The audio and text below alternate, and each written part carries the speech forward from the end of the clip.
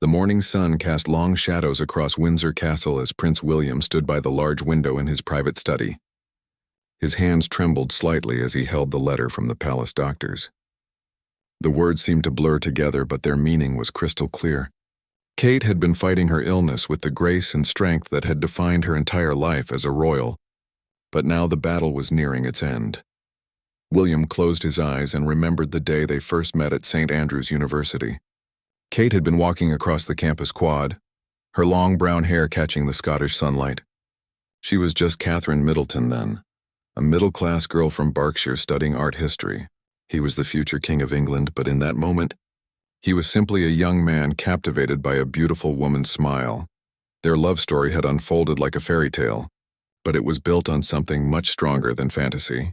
Through years of public scrutiny, royal duties, and the constant pressure of life in the spotlight, they had remained partners in the truest sense. Kate had transformed from a shy university student into one of the most beloved members of the royal family, winning hearts around the world with her warmth, dedication, and natural ability to connect with people from all walks of life. Now, as William faced the possibility of losing his beloved wife, he thought about all the moments that had brought them to this point.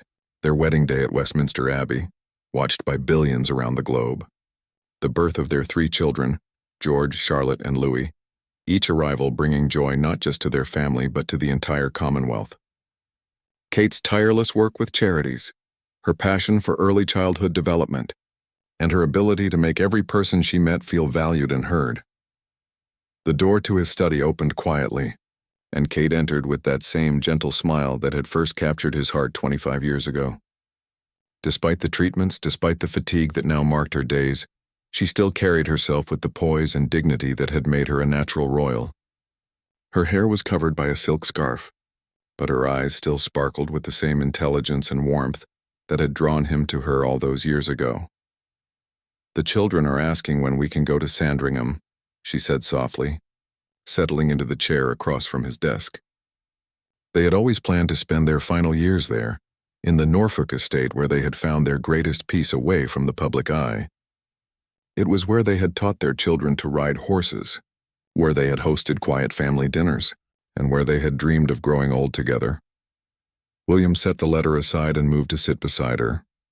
"We can go whenever you're ready," he replied, taking her hand in his. Her skin was cooler now, more fragile, but her grip was still firm. "I've already spoken to the staff. Everything will be prepared exactly as you like it." Kate nodded, her gaze moving to the family photographs that lined William's desk. Pictures of their children at various ages, official portraits from state functions, and candid shots from private family moments. Each image told the story of a life lived with purpose and love, despite the extraordinary circumstances that had shaped their journey. "I want to write letters," Kate said suddenly, "to George, Charlotte, and Louis, for their weddings, their graduations, when they have children of their own. I want them to know how proud I am of them, how much I believe in their ability to carry on what we've built together." William felt his throat tighten with emotion, but he managed to keep his voice steady. "That's a beautiful idea. We have time for that. We have time for everything that matters." Outside the window, the grounds of Windsor Castle bustled with their usual activity. Tourists gathered at the gates hoping for a glimpse of the royal family. Staff members moved efficiently about their duties, maintaining the centuries-old traditions that kept the monarchy running smoothly. The world continued to turn, unaware that one of its most cherished love stories was entering its final chapter. Kate squeezed William's hand, drawing his attention back to her. "I'm not afraid," she said quietly. "We've had something extraordinary, haven't we? Not everyone gets to experience love like ours. Not everyone gets to touch as many lives as we have together." William brought her hand to his lips, pressing a gentle kiss to her knuckles. "No," he agreed.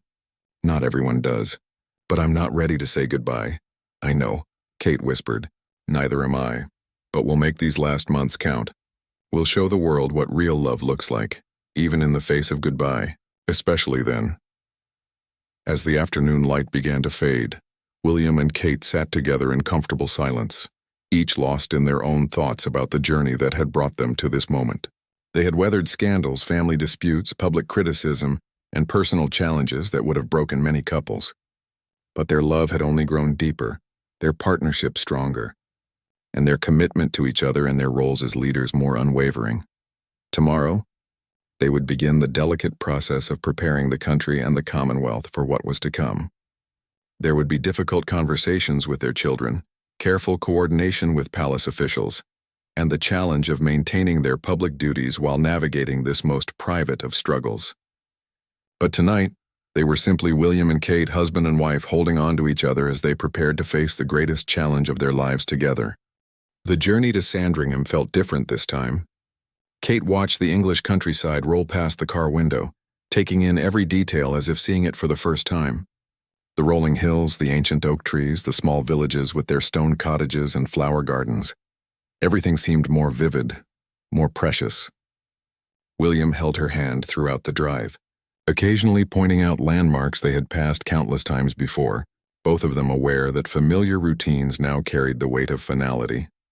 Sandringham House stood majestically against the Norfolk sky, its red brick facade warm and welcoming in the afternoon sunlight. This had always been their sanctuary, the place where they could simply be a family without the constant presence of photographers and protocol officers. Here their children had learned to walk, to ride bicycles, and to understand what it meant to be part of something larger than themselves while still maintaining their individual identities. The estate staff lined the entrance, their faces a mixture of joy at welcoming the family and sadness at understanding why this visit was different. Mrs. Henderson, the head housekeeper who had worked at Sandringham for 30 years, stepped forward with tears in her eyes. Kate had always made it a point to know every staff member by name, to ask about their families, and to remember their birthdays and anniversaries. "Your Royal Highness," Mrs. Henderson began, her voice catching slightly. "We've prepared everything exactly as you requested. The blue room has fresh flowers from the garden, and Cook has prepared your favorite tea cakes." Kate smiled, that radiant expression that had charmed world leaders and commoners alike. "Thank you, Mrs. Henderson. You've all been like family to us. I hope you know how grateful we are for everything you've done over the years." The next few days settled into a peaceful rhythm. Kate spent her mornings writing the letters she had promised, not just to her children but to friends, family members, and even some of the charities she had worked with most closely. Each letter was carefully crafted, filled with personal memories, words of encouragement, and expressions of gratitude that came straight from her heart. William found her one morning in the sunroom, surrounded by stationery and photographs. She was writing to a young girl named Emma, whose battle with childhood cancer Kate had followed closely for 2 years. Emma had beaten the disease and was now studying to become a doctor herself, inspired by the medical professionals who had saved her life, and by Kate's unwavering support during her darkest days. "I'm telling her about the importance of never giving up on dreams," Kate explained as William settled beside her with 2 cups of tea. "She wants to specialize in pediatric oncology, to help other children the way she was helped. I wanted her to know that her courage during her own treatment showed me what real strength looks like." William marveled at his wife's ability to focus on others even now. Throughout their marriage, Kate had possessed an extraordinary gift for making people feel seen and valued. She remembered details about the lives of everyone she met, from heads of state to the children who lined the streets during royal walkabouts. This quality had made her beloved by millions, but William knew it came from a genuine place of caring, not from any calculated effort to win public approval. Their children arrived that evening. George, now 21 and preparing for his own role in the family business. Charlotte at 19 with her mother's compassionate nature and fierce intelligence. And Louis at 16, still finding his way but showing early signs of inheriting his parents' natural warmth with people. The family dinner that night was both ordinary and extraordinary, filled with laughter, gentle teasing, and the comfortable conversation of people who genuinely enjoyed each other's company. After the younger children had gone to bed, George lingered in the drawing room with his parents. As the heir after William, he had been gradually taking on more responsibilities. But he was still young enough to need his parents' guidance in navigating the complex world he would one day lead. "Mom," George said quietly, "I know what's happening. I can see it. Even though everyone's trying to protect me from it, I want you to know that I'm ready. Not ready for you to go," he added quickly, his voice breaking slightly, "but ready to help Dad, ready to support Charlotte and Louis, ready to carry on what you and Dad have built." Kate reached for her eldest son's hand, "You've already made me so proud," she told him. "Not because of your title or your future responsibilities, but because of the kind, thoughtful young man you've become. Your father and I always knew that our most important job wasn't preparing you to be king, but preparing you to be a good person. Everything else flows from that." William watched the exchange between his wife and son with a mixture of pride and heartbreak. Kate had been the guiding force in their children's upbringing, insisting that they understand both their privilege and their responsibility to use it wisely. She had arranged for them to volunteer at homeless shelters, to spend time with families affected by the causes she championed, and to understand that their royal status was not about being better than others, but about being in service to others. The following day brought a surprise visitor. Queen Elizabeth II, though now in her late 90s, had insisted on making the journey to Sandringham. She arrived with minimal fanfare, just her personal protection officers and her longtime lady-in-waiting, Lady Susan Hussey. The Queen had always had a special fondness for Kate, appreciating her dedication to duty and her stabilizing influence on William. "My dear," the Queen said, embracing Kate with unusual public emotion, "you have brought such joy to our family and to the nation. History will remember you not just as a princess or a future queen, but as a woman who showed the world what grace under pressure truly means." Kate was deeply moved by the visit. Despite their vast difference in age and experience, she and the Queen had developed a warm relationship, built on mutual respect and shared understanding of the unique challenges faced by women in their positions. The Queen had lived through the abdication crisis, World War II, the changing nature of the monarchy in the modern era, and countless personal and public challenges. Her words carried the weight of lived experience and hard-won wisdom. That evening, as William and Kate walked through the gardens at Sandringham, they talked about the legacy they hoped to leave behind. The sun was setting, painting the sky in shades of pink and gold, and the air was filled with the scent of the roses Kate had helped plant years earlier. "I want people to remember that we tried to use our position to make a real difference," Kate said, stopping beside a bench where they had often sat to watch their children play. "I want them to know that public service isn't just about ceremonies and ribbons, but about showing up for people when they need you most." William nodded, thinking about all the hospital visits, charity events, and community outreach programs that had filled their calendar year after year. "They will remember," he assured her. "But more than that, they'll remember the way you made them feel when they met you. That's your real legacy. The thousands of people whose lives were touched by your kindness." The decision to share their story with the world came after much careful consideration. William and Kate had always been protective of their privacy, understanding that while they lived their lives in the public eye, some moments belonged only to them and their family. But as Kate's condition became more apparent, they realized that trying to hide the truth would only fuel speculation and rob them of the opportunity to control their own narrative during this most precious time. They chose to work with Sarah Bradford, a respected royal biographer who had known them for years and understood the delicate balance between public interest and personal dignity. The interviews took place over several weeks, always in the comfortable surroundings of Sandringham, with Kate resting between sessions and William never leaving her side. "We want people to understand that this isn't a tragedy," Kate explained during one of their conversations with Sarah. "Yes, it's heartbreaking that our time together is being cut short, but we've been incredibly blessed. We found each other, we built a beautiful family, and we've been able to serve our country in ways that have brought meaning to our lives. Not everyone gets even one of those things, and we've been given all of them." The first excerpt from their interviews was published in the Sunday Times, accompanied by a stunning photograph of William and Kate sitting together in their private garden. Kate wore a simple blue dress that brought out the color of her eyes, and William's hand rested gently on her shoulder. The image captured both the love between them and the quiet strength with which they were facing their challenge. The response from around the world was immediate and overwhelming. Social media filled with messages of love and support from ordinary people sharing their own stories of love and loss. World leaders sent private messages of encouragement. The hashtag, Worn Grace and Gratitude, began trending globally as people shared what William and Kate's example had meant to them over the years. But perhaps the most meaningful responses came from the people whose lives Kate had touched directly. Emma, the young cancer survivor Kate had written to, posted a video message thanking the princess for her continued support and inspiration. The staff at the hospice where Kate had been patron for over a decade organized a special service to honor her work. Children from the schools she had visited over the years sent handmade cards and drawings. "Look at this," Kate said one morning, sitting in bed surrounded by letters and packages that had arrived from around the world. "A little girl in Australia sent me a pressed flower from her garden. A grandmother in Canada knitted me a blanket with a note saying I helped her through her own difficult time. How is it possible that we've touched so many lives?" William smiled as he watched his wife carefully read each message, her face lighting up at the thoughtfulness of complete strangers who had taken time from their own lives to reach out. "Because you've never treated anyone as a stranger," he replied. "You've always seen people as individuals with their own stories and struggles. They feel that, and they remember it."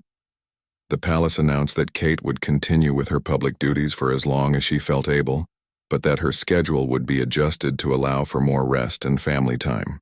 Her first public appearance after the announcement was at the opening of a new children's wing at Great Ormond Street Hospital, a cause that had been close to her heart for years. The crowds that gathered outside the hospital that day were different from the usual royal watching crowds.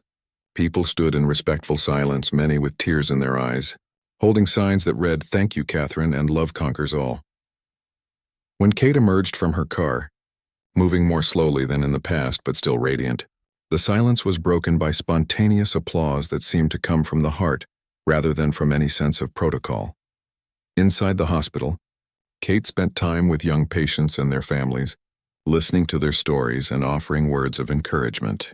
She met with 7-year-old Tommy, who was undergoing treatment for leukemia, and his mother, Sarah, who had been following Kate's own journey through the news. "My mummy says you're very brave," Tommy told Kate as she sat beside his bed. "She says brave people help other people be brave too." Kate felt her eyes well up with tears, but she maintained her composure. "Your mummy is very wise," she replied. "And you know what? I think you're the bravest person in this room. You're fighting so hard and you're still thinking about other people. That's what real heroes do." The conversation between Kate and Tommy was captured by the hospital's photographer, and the image later became one of the most shared photographs of the year. It showed Kate in her element, focused completely on the person in front of her, offering genuine comfort and connection in a moment of vulnerability. As autumn arrived at Sandringham, William and Kate established new routines that allowed them to make the most of their remaining time together. Kate continued her letter-writing project, but also began working on a more ambitious endeavor, a memoir that would serve as both a personal reflection on her life and a guide for future generations of the royal family. "I want Charlotte to understand what it means to be a woman in this family," Kate explained to William one evening as she worked on a chapter about balancing motherhood with royal duties.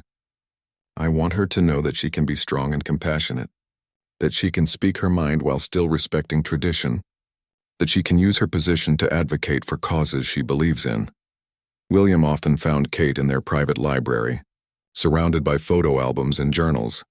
Carefully crafting her words, she wrote about the early days of their relationship, the challenges of adapting to royal life, the joy of motherhood, and the lessons she had learned about leadership, service, and love.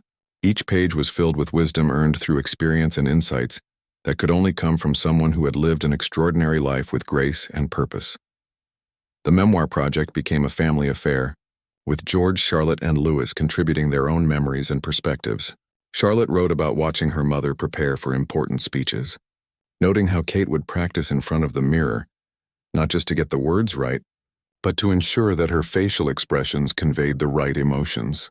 Louis shared memories of family holidays, describing how his parents had always made sure that even their private time together included opportunities to learn about the places they visited and the people they met. George's contribution was perhaps the most poignant. He wrote about watching his parents work together, noting how they had always presented a united front while still maintaining their individual identities and interests. "They showed me that marriage isn't about becoming the same person," he wrote, "but about becoming the best version of yourself while supporting your partner in becoming the best version of themselves." As the weeks passed, word spread throughout the Commonwealth about Kate's memoir project. Publishers around the world expressed interest, But William and Kate decided that all proceeds would go to the charities Kate had supported throughout her royal career. The book they announced would be titled Grace in Action, A Life of Service and Love, and would be published simultaneously in multiple languages to reach the broadest possible audience. The announcement sparked renewed interest in Kate's charitable work, with many of the organizations she had supported seeing significant increases in donations and volunteer applications.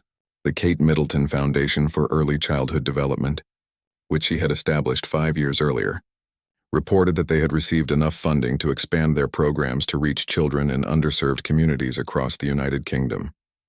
"This is what I hoped would happen," Kate told William as they reviewed reports about the increased attention to her causes.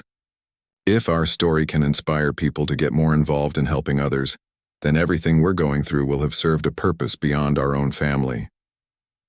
Winter settled over Sandringham with an unusual gentleness, as if the season itself understood the precious nature of the time William and Kate were sharing. The estate took on an almost magical quality, with frost painting delicate patterns on the windows and the bare trees creating intricate silhouettes against the pale sky. For Kate, who had always found peace in the changing seasons, this winter felt like a gift, quiet, beautiful, and full of opportunities for reflection. The memoir project was nearing completion, and Kate had begun working on what she considered the most important section, her letters to future generations of the royal family. These weren't just personal messages, but carefully considered guidance based on her years of experience navigating the unique challenges and opportunities that came with their extraordinary position. "My dear future daughter-in-law," she wrote in a letter, "intended for whoever George might eventually marry, you will discover, as I did, that joining this family means joining not just a dynasty, but a living piece of history. It can feel overwhelming at first, but remember that you were chosen not just by the man you love, but by destiny itself. Trust in your own instincts, stay true to your values, and never forget that your greatest strength will come from remaining authentically yourself." William often found her working on these letters in the early morning hours, when the house was quiet and she felt most clear-headed.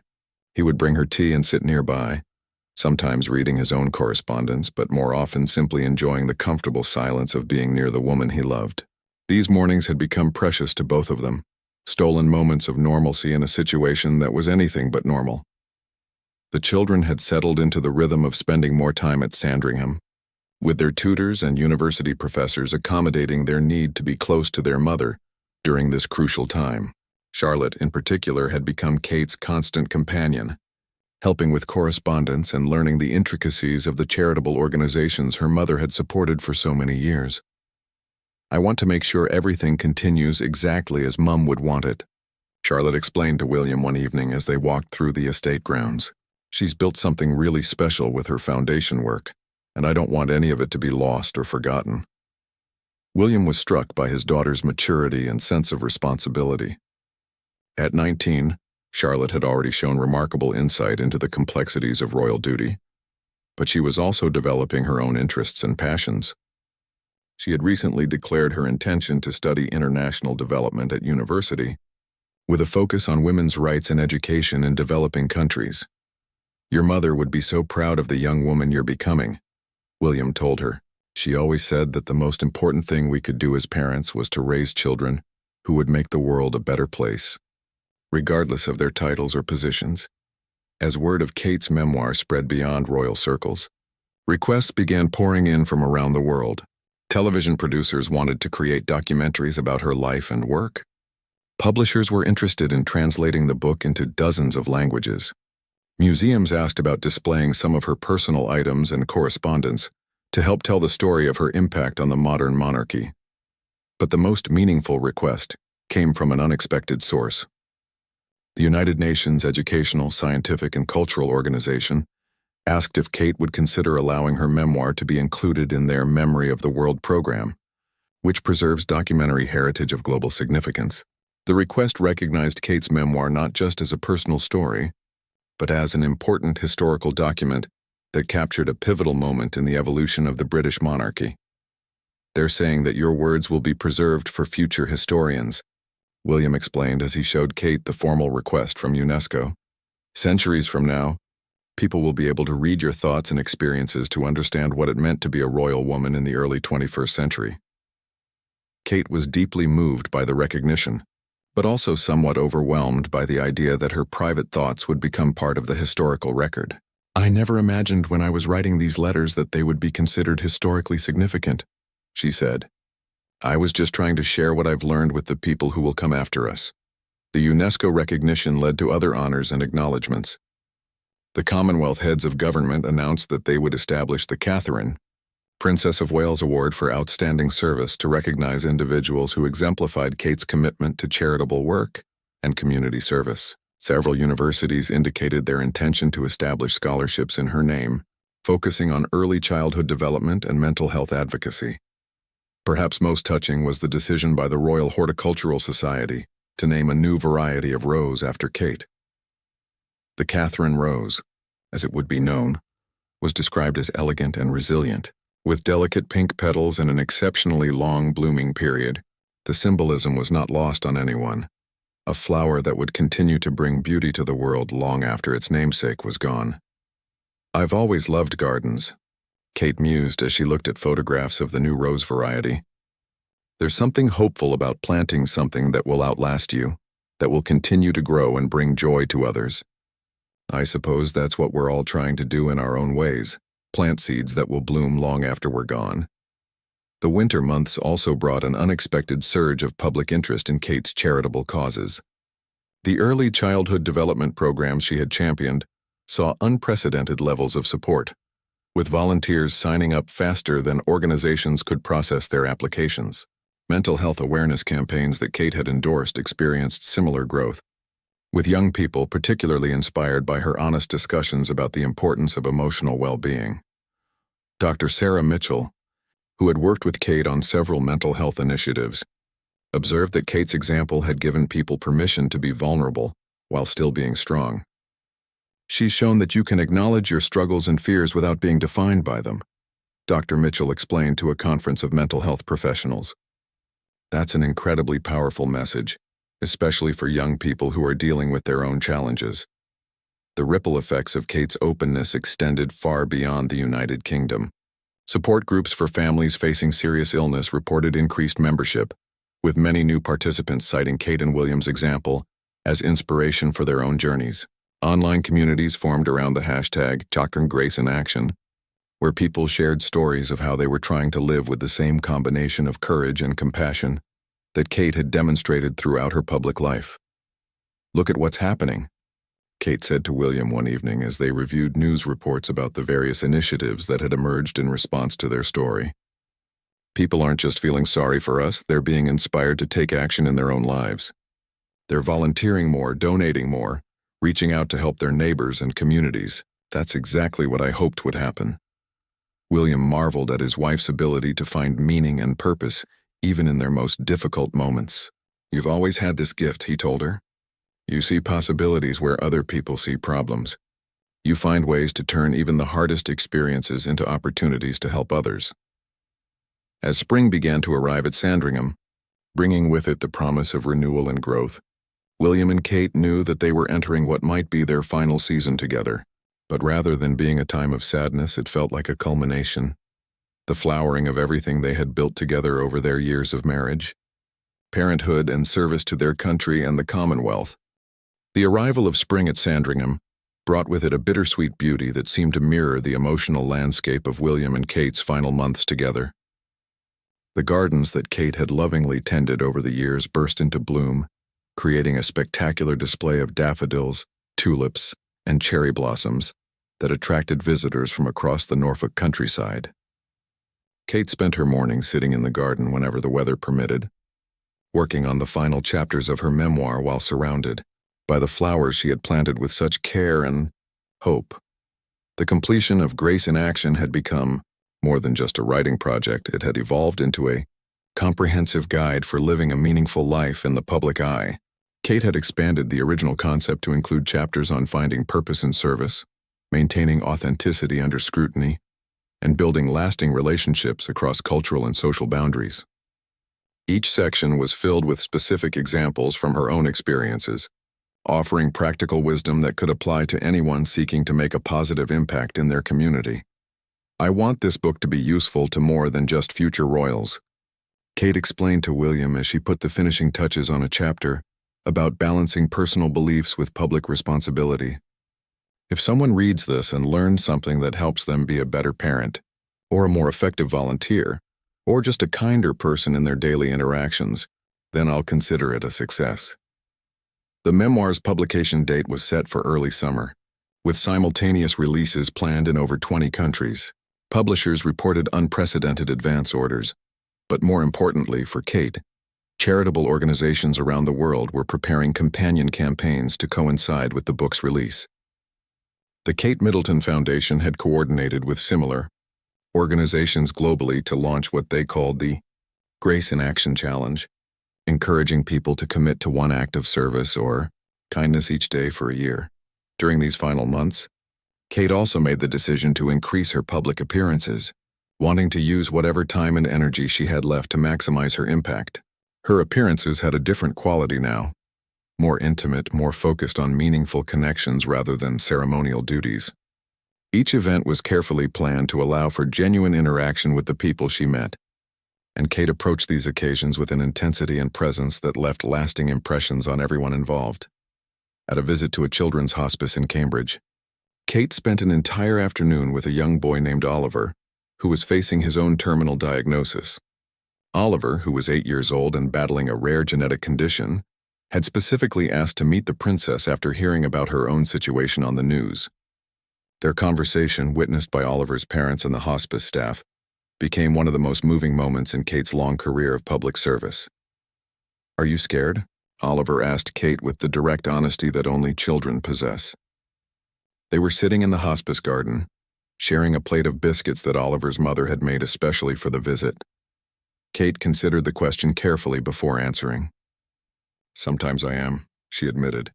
"But then I remember all the wonderful things I've been able to do, all the amazing people I've met, and all the love I've been given. When I think about those things, I feel more grateful than scared." Oliver nodded solemnly. "My mom says that being brave doesn't mean you're not scared. It means you do good things even when you are scared." "Your mom is very wise," Kate replied, giving the boy a gentle hug. "And you're one of the bravest people I've ever met." The conversation between Kate and Oliver was not recorded or photographed at Kate's specific request, but Oliver's mother later shared the story with other families at the hospice.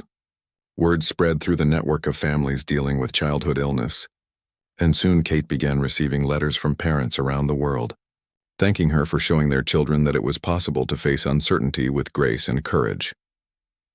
These letters became some of Kate's most treasured possessions during her final months. She kept them in a special box beside her bed, reading them whenever she felt overwhelmed or discouraged.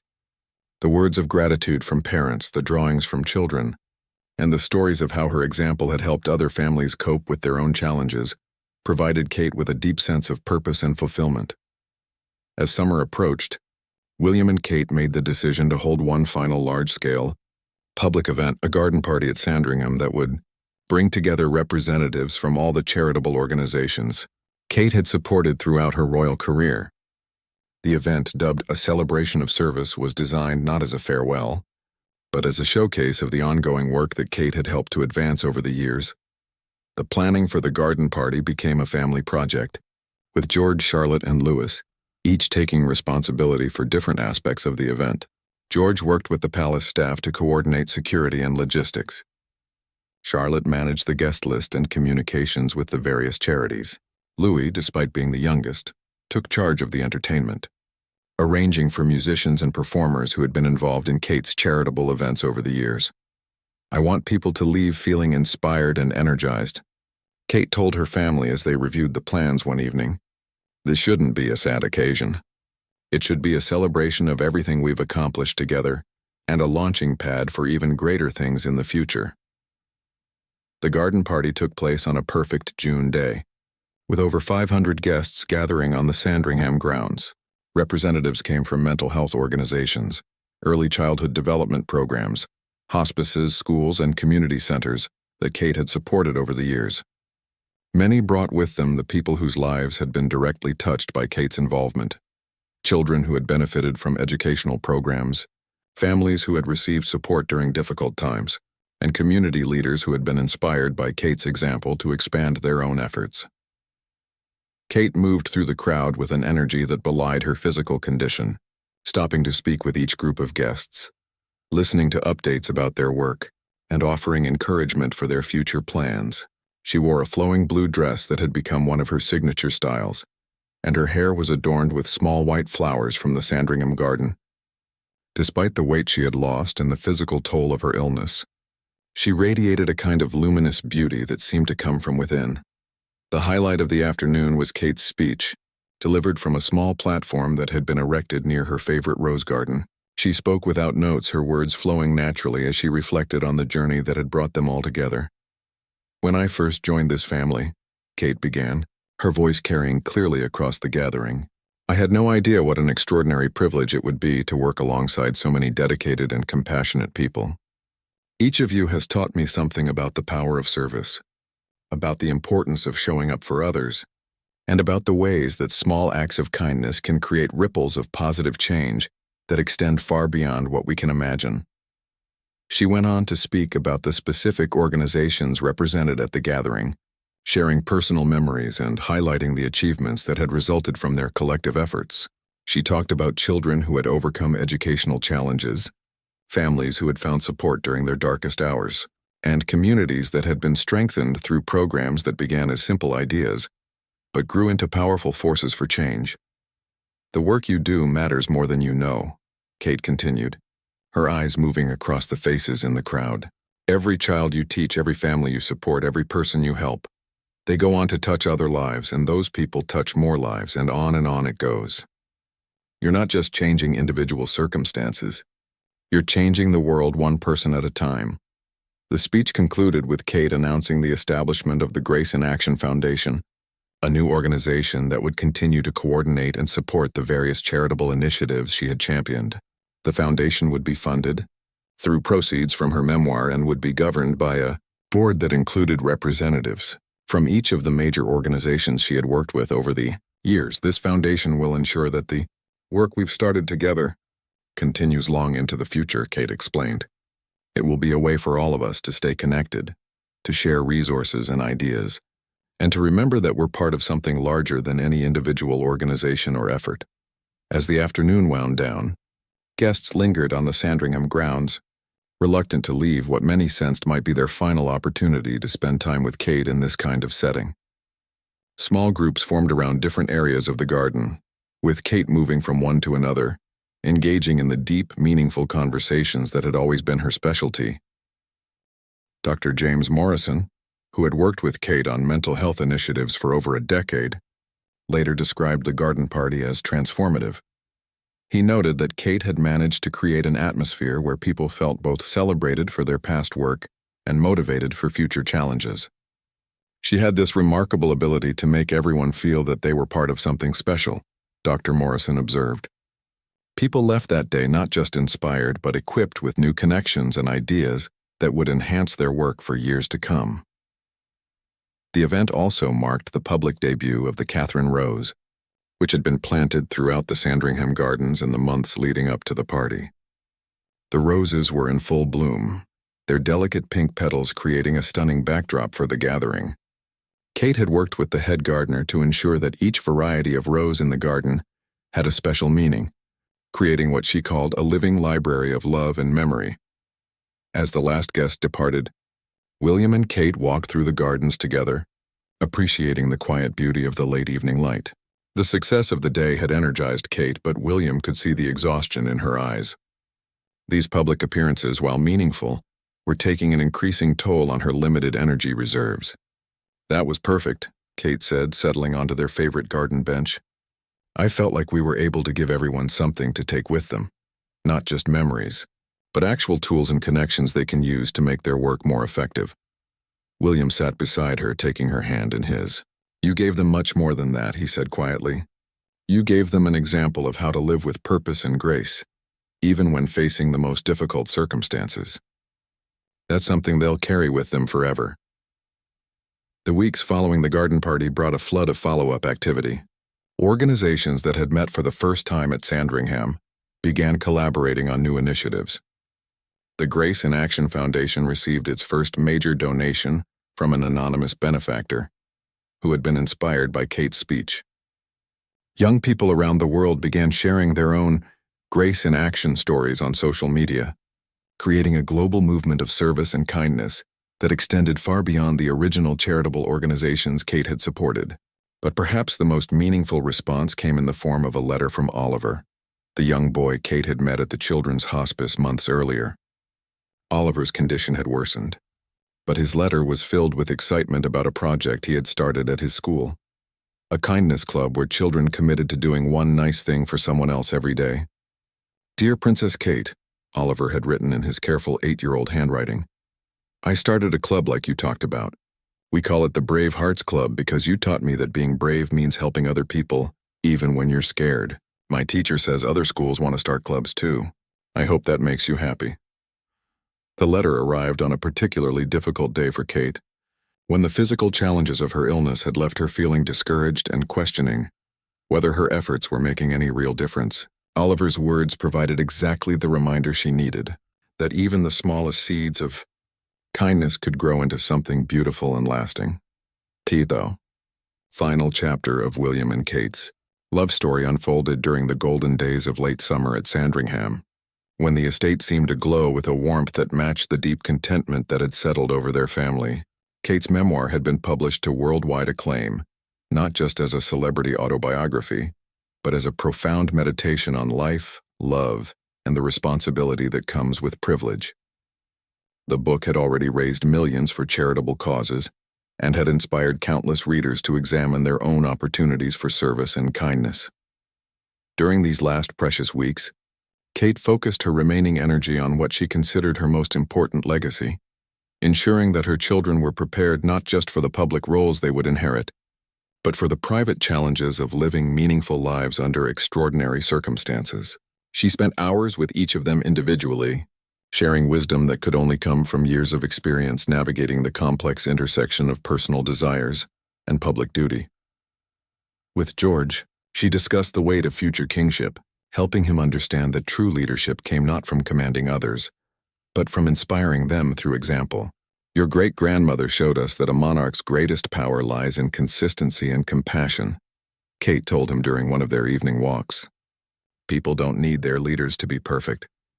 They need them to be genuine, to care deeply about others, and to never stop growing and learning." Charlotte received different but equally important guidance about finding her own path within the royal framework. Kate encouraged her daughter to pursue her passion for international development, while also helping her understand how her royal status could amplify her ability to create positive change. "You have the opportunity to be a bridge between different worlds," Kate explained. "Use your education, use your platform, but most importantly, use your heart.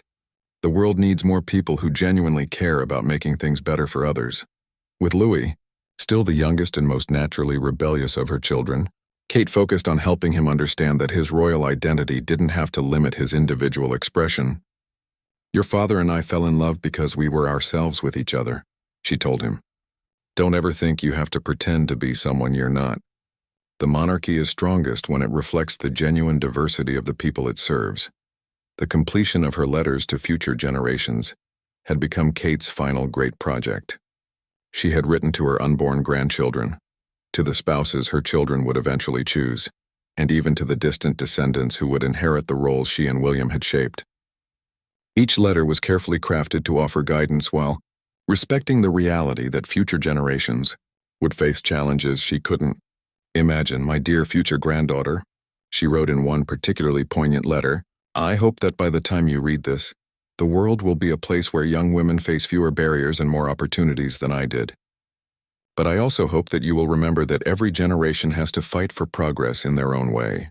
Your struggles will be different from mine, but your capacity to make a difference will be just as great." The publication of excerpts from these letters in major newspapers around the world created a global conversation about intergenerational wisdom, parenting, and the responsibilities that come with inherited privilege. Educational institutions began incorporating Kate's letters into curricula about leadership and ethics. The letters were translated into dozens of languages and became required reading in leadership development programs across the Commonwealth. As autumn arrived, bringing with it the kind of crisp, clear days that had always been Kate's favorite, she made the decision to record a series of video messages for significant future events in her children's lives. Working with a small, trusted crew, she created recordings for her children's future weddings, graduations, and the births of their own children. Each video was deeply personal, filled with specific memories and expressions of love that would allow her to be present for these important moments even after she was gone. The video for George's future wedding was particularly moving. Kate spoke directly to the camera, but her words were clearly meant for her son and his future bride. "George, my darling boy," she said, her voice warm with love and pride. "If you're watching this, it means you've found someone who sees the wonderful man I always knew you would become. To your bride, welcome to our family. George has been surrounded by love from the day he was born, and I know he will spend the rest of his life trying to give you that same feeling of being cherished and supported." The videos were stored in a secure vault at Windsor Castle, with specific instructions about when they should be shared. William found the process of watching Kate record these messages almost unbearably poignant, but he also recognized the incredible gift she was giving to their family. Years from now, when the pain of loss had softened into treasured memory, these videos would allow Kate to continue to be a source of comfort and guidance for the people she loved most. During what turned out to be her final public appearance, Kate chose to visit the hospice where she had first met Oliver months earlier. The young boy's Brave Hearts Club had grown beyond his school to include children from across the region, and Kate wanted to attend one of their meetings. Despite her obvious frailness, she sat on the floor with the children, listening to their stories about the kind acts they had performed, and encouraging them to continue spreading compassion in their communities. "You're all teachers," Kate told the assembled children. "You're teaching adults that kindness isn't something you wait to do when you grow up. It's something you can do right now, at any age, in any situation. Every time you choose to be kind instead of mean, helpful instead of selfish, you're making the world a better place." Oliver, now visibly weaker but still bright-eyed with enthusiasm, presented Kate with a handmade book that contained stories and drawings from all the children in the Brave Hearts Club. "We wanted to give you something to remember us by," he said, his voice small but determined. "And to say thank you for teaching us how to be brave." Kate accepted the book with tears in her eyes, holding it close to her heart. "I won't need anything to remember you by," she told Oliver and the other children. "You've all written your stories on my heart, and I'll carry them with me wherever I go."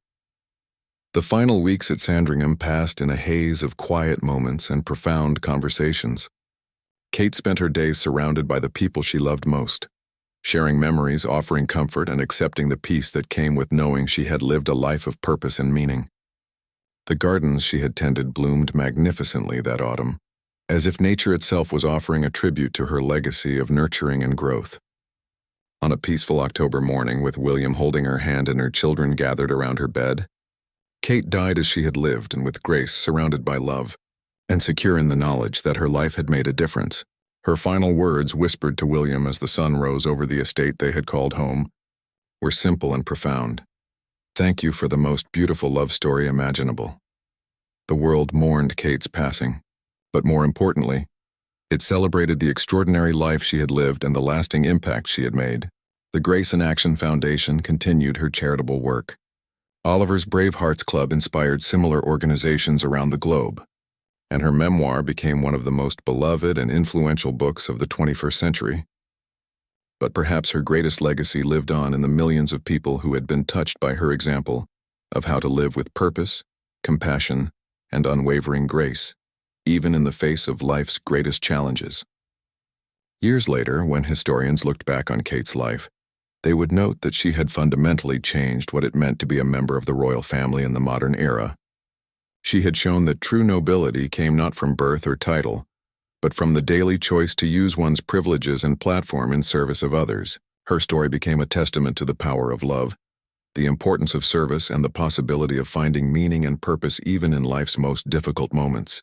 It was, as the world had recognized, truly a parting that generations would cherish, not for its sadness, but for the beautiful example it provided of a life well lived and a love that transcended even death itself.